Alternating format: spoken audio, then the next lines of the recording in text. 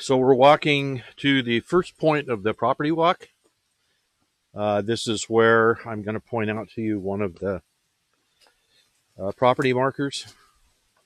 And if you look at uh, the as-built detail drawing, you'll see this. We're coming back through. This is on through the woods towards the creek. This is on the side of the chicken coop.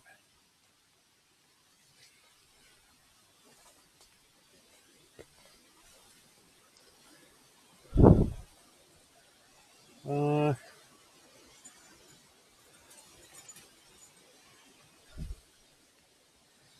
to go a bit further,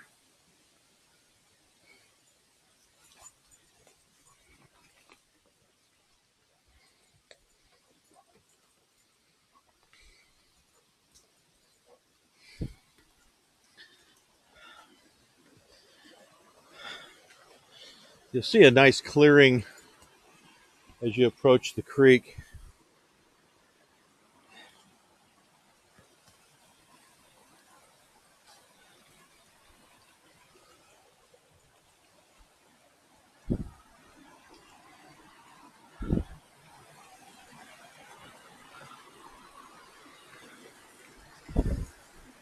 This is a beautiful spot of the creek. Great spot to have a picnic area. Now, the clearing of the trees, I will tell you that technically, well, you can see Tilly having fun here. I will tell you technically that you're supposed to leave the trees, but personally, I would probably clear these off and open this area out. Just absolutely gorgeous, and you can see all the way down from this angle.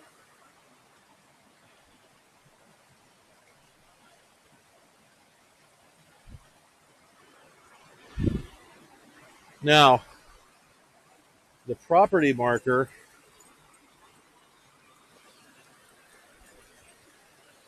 if you travel up the hill, you're not going to really be able to see it because of the green foliage right now. But as you're looking at the creek, it's right up in this section up here. It's a short stick with blue flags on it. It's the only one I couldn't get to, but your property line runs all the way above the creek, so you're actually up into the mountains. And to show you the orientation, this is what the cabin looks like from the back side.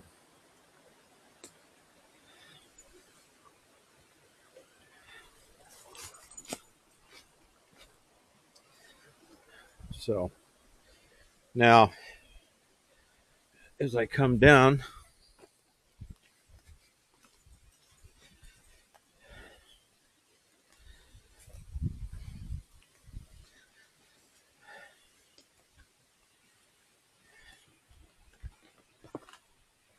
here we go, out to the cabin.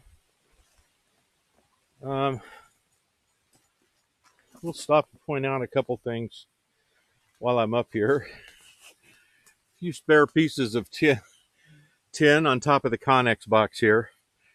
Something else that may be kind of hard to see, but if you take a walk out here, you'll see them. This side of the roof, which is where the family room bunkhouse, this one side, I have put snow stops in. They're small breaks. Put 3 sets in. Actually, 1, 2, 3, 4, 5 sets on this side.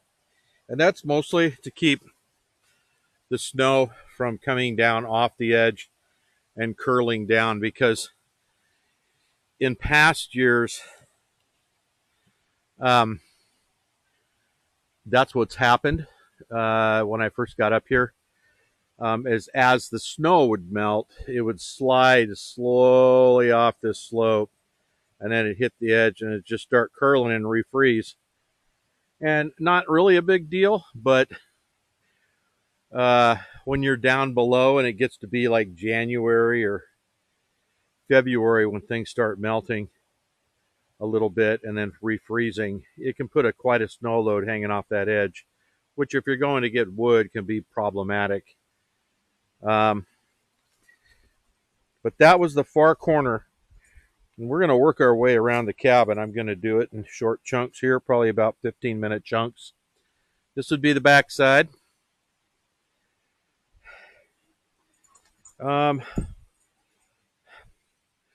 Bit of a little junk going on here. There's actually an old barbecue, a camp barbecue. This is a really good camp chair, actually.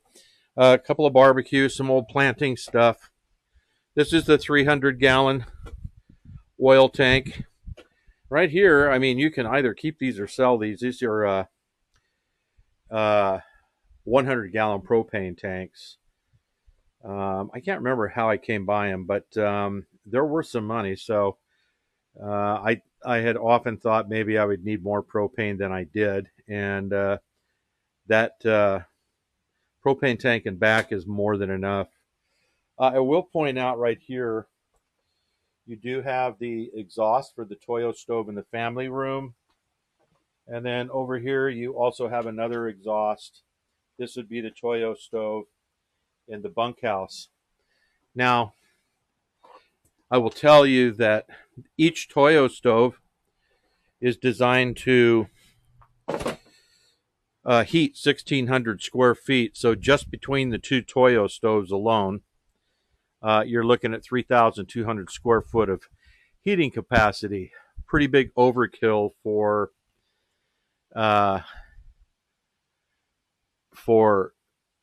those back areas. So why did I put another Toyo stove in? There was one here originally in the bunkhouse, and I put another in the family room because I wanted to be able to close off the bunkhouse every now and then, but always keep the family room heated, and I didn't want to be moving the Toyo stove or anything like that. So it was easier just to buy a second one. Those things they're really the choice heat from 99% of all the cabins up here.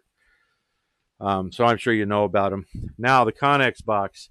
This is sort of the mystery piece we didn't talk about. So the Connex box, you probably wonder why would I leave, I'm so detailed about things. Why would I leave this door like this?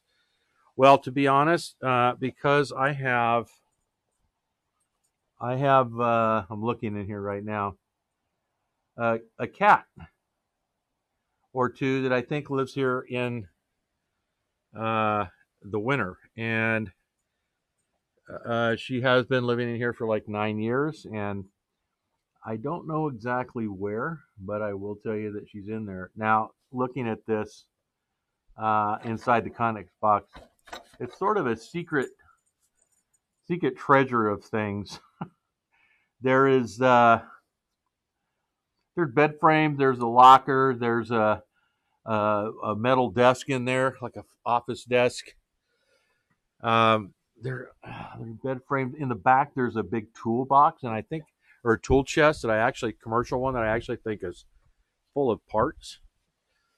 But when I built this just to house the garbage cans, and I'll give you a quick shot of this. There is garbage in here, which I take out every couple of weeks. When I put this in here, just for the sake of keeping the trash inside, it kind of blocked that door, but I haven't gotten in there in a couple of years. So, I mean, this is completely up to you what you're going to do with that. You might want to go back in there. You might even want to get rid of the Connex. I will tell you what my plan was with the Connex.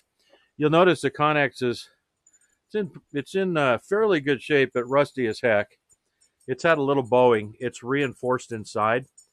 But when I built the woodshed right here for the wood, and then I built the chicken coop to match the woodshed, I thought, okay, so what I really need to do is just frame the outside here and frame down the line here with a pitch just like the others.